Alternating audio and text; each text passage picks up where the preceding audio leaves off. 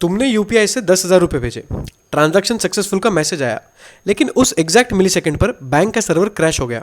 अब तुम्हारा account debit हुआ या नहीं, पैसे गए या नहीं, ये आंसर डिसाइड करता है एक चीज, which is right ahead log. लेकिन ये होता क्या है, आओ जानते हैं। देखो, राइट अहेड लॉग का रूल एकदम सिंपल है। रैम में कुछ भी लिखने से पहले एक परमानेंट डायरी मेंटेन करो डिस्क पे।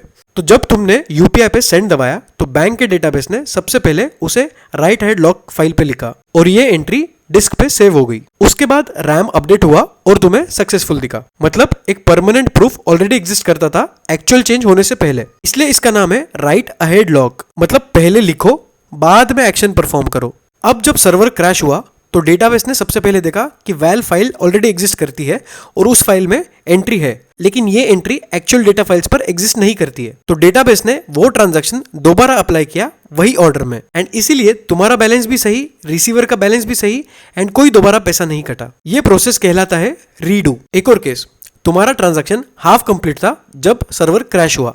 डेटाबेस ने वैल फाइल में देखा कि ये ट्रांजैक्शन पूरा नहीं हुआ है, तो डेटाबेस ने सिंपली अंडू ऑपरेशन परफॉर्म किया। ये एक durability property in one of the acid properties, and ये पॉसिबल है because of right ahead log. And right ahead log की वजह से सिर्फ सर्वर क्रैश रिकवरी नहीं, बल्कि रेप्लिकेशन में भी हेल्प होती है। जब भी दो सर्वर्स को डेटा रेप्लिकेट करना होता है तो प्राइमरी बैंक सर्वर अपने राइट अहेड लॉग ट्रांजैक्शंस दूसरे बैकअप सर्वर पर भेजता है। यानी कि अगर प्राइमरी डेटाबेस क्रैश हो जाता है तो सेकेंडरी सर्वर अप हो जाए, and this is all possible because of right ahead log. अगर आपको डिटेल में जानना है कि राइट अहेड लॉग क्या होता है तो कमेंट कर दो WAL and I will send you right in your DM। Thank you.